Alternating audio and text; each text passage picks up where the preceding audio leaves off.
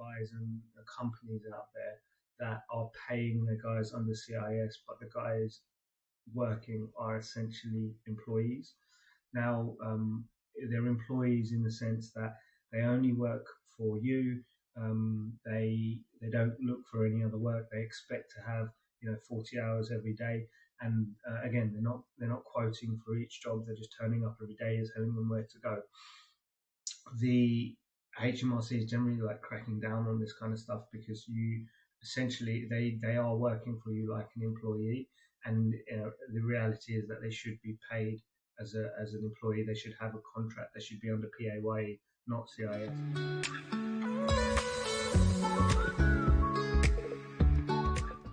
So when I first entered the construction industry from being a employee or a worker and into it as an owner or an operator, the idea of CIS tax was quite confusing to me.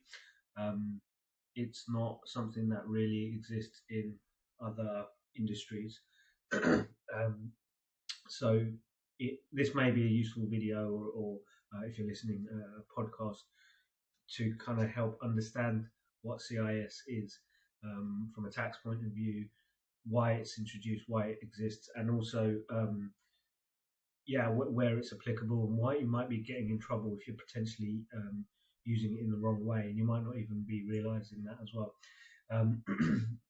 I'd actually say that this episode may actually be more useful to your team rather than you yourself. As if you're listening to this and you're the owner of a business, a construction business, you probably know this stuff already.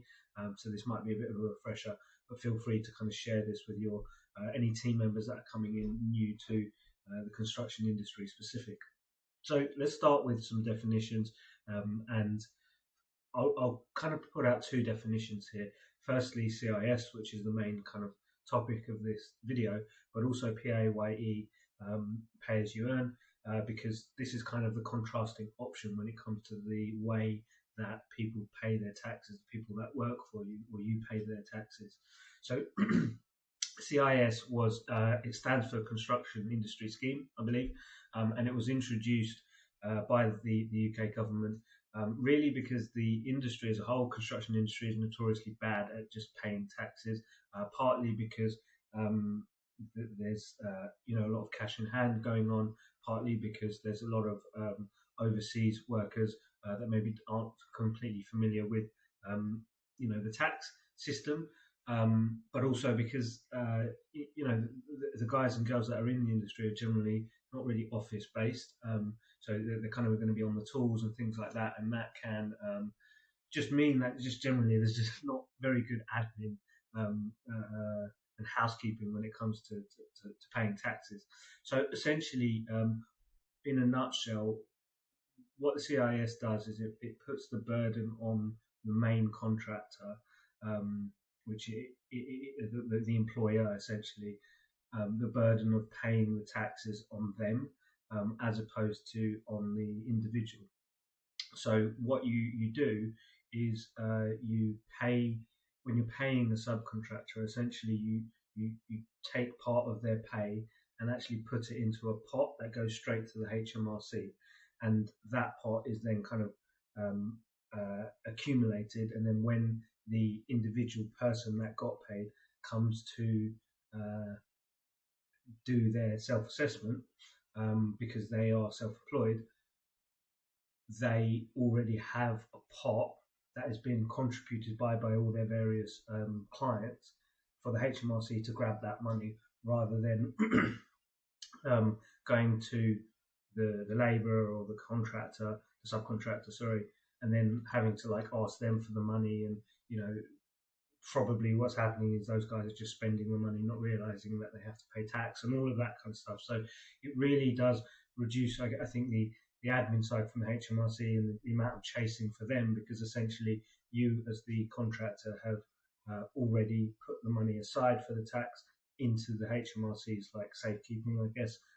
So there's just less function for them to have to try and chase the money, which means that probably they get more taxes.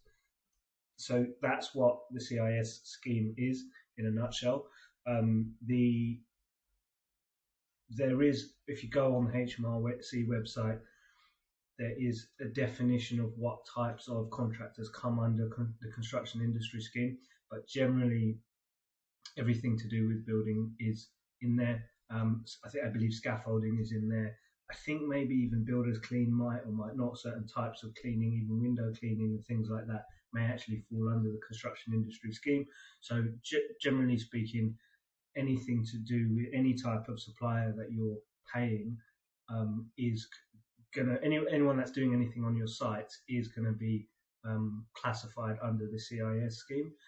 People that are not are going to be more like people carrying out administrative functions, maybe back office stuff, bookkeeping, marketing, any consultants that you're paying, anything like that. They're not going to be in the construction industry scheme. So just to be clear, just because you're a construction company doesn't mean that every supplier that you're paying needs to be under CIS. It's only the ones that are doing the stuff on site, essentially. And again, if you want to get more granular definitions, go on the HMRC website, just type in CIS and it will come up with a definition. So the other side of it is your PAYE setup, which is essentially when you have people working on payroll. So you're usually going to be paying them fortnightly or monthly, and these are employees. The concepts are slightly different, but you're still paying the taxes directly to the HMRC, but those taxes that you're paying are the exact taxes, basically, that the person, the exact taxes of that person, and that's coming out of their payroll, so they are just getting paid, post-tax. And then you're making separate contributions for national insurance and stuff like that. So I've gone a little bit ahead of myself talking about those kind of distributions, but just to step back a bit for a second, you've got CIS, which we've just defined, and then you've got PAYE. Now, the key criteria that defines how you should be paying somebody is to look at whether they are an employee or not. So if this person is a subcontractor, and there's a few ways you can define it, but generally they shouldn't be working for you full time. They should be producing like a quote for you for works that they do. It shouldn't be that you're just automatically employing them constantly. They should have the ability to work for other people. So although they might be booked up with you full time because you're giving them so much work, they shouldn't be obliged to just work for you. That person there is basically a subcontractor of your business. They're not a full-time employee. They don't have a certain committed number of hours or anything like that. If that is the case, and they are one of the types of contractors defined under the HMRC's CIS contractors list, then you need to be paying them via the CIS function. If the person is an employee, so basically all of the opposite of what I've just said, so they've got like a contract, they're working for you and you only, then you're going to need to be paying them via the PAYE function. In both instances, probably your accountant is going to be helping you kind of calculate all of those taxes and stuff like that. But as I just said before, if you go with the PAYE option, you're going to be paying their tax direct, but also you have to be making the national insurance contributions, so you're going to be paying like their pension and stuff like that. And also with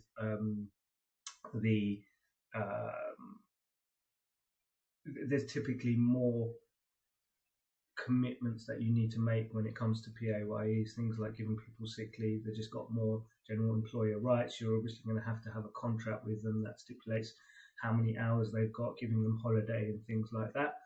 And then on the other side, with the CIS side of things, you don't have those level of commitments. It's a little bit more admin on your side to do all of the paperwork for these guys, but it's a little bit simpler for the contractors themselves, because they're not having to do any of the tax side of things. And just lastly, on the CIS, it's just worth mentioning in terms of how those tax rates are calculated. The general way it's done is that you have something called a standard rate, which is basically 20%. So if you are registered, or if the subcontractor is registered with CIS, then you're going to have to pay 20% on top of their price to basically to the HMRC for the CIS payment. If they're not registered, then it would be 30%. So it's going to be either 20, 30%. And as I said, when they do their own self-assessment, that will be calculated specifically, and it's kind of not your problem kind of thing, what happens after that. Why I think that's relevant is because sometimes when you're getting prices from your subcontractors, they won't very clearly say whether the price includes for taxes or not. So sometimes they might say, if you get asked for a plasterer for a quote, for example, they might say £5,000, and because they are maybe used to getting cash a lot, when they say £5,000, that might be a cash price. But assuming that you're doing everything properly and you are going to need an invoice and everything, then it's important that you clarify with them, is that inclusive of tax or not? And if they say it's not inclusive of tax, then you need to make sure you're factoring in probably that standard rate. So you need to times that £5,000 by 20%. So 5,000 times 1.25, which is 5,250, I think it is. Hopefully, but you get the point anyway. So that's it. That's the difference between PAYE and CIS. I did actually mention, now it comes to mind, about just, I think, how you might get in trouble by paying the wrong person in the wrong way.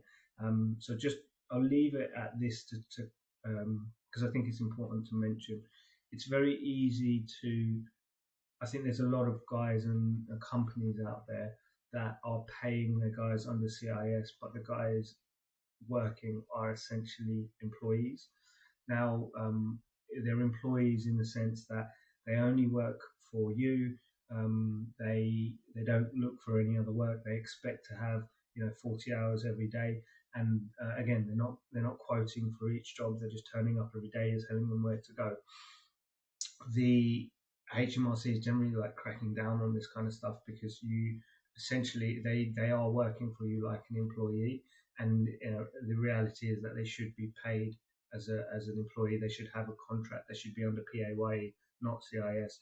So if you think that you are potentially falling under that boat, it's probably worth having a chat with your accountant just to make sure that you're not going to fall foul of the HMRC, because you could be liable for some fines. Maybe you have to do some back payments, and you also could actually have some issues with people potentially claiming, employees claiming against you, or contractors claiming against you, saying that actually you employed me and that I deserve sick pay and all of that kind of stuff, which probably comes with larger companies, but I do think that that's something that's coming.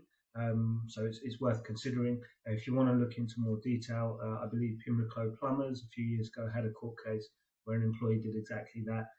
They were being paid on the CIS, they were being paid as a subcontractor, but essentially they were an employee and that was what they were claiming. So they were coming after the company for payment for sick leave and all of that other stuff. So that's it. Hopefully that's helpful. See you next week. Bye.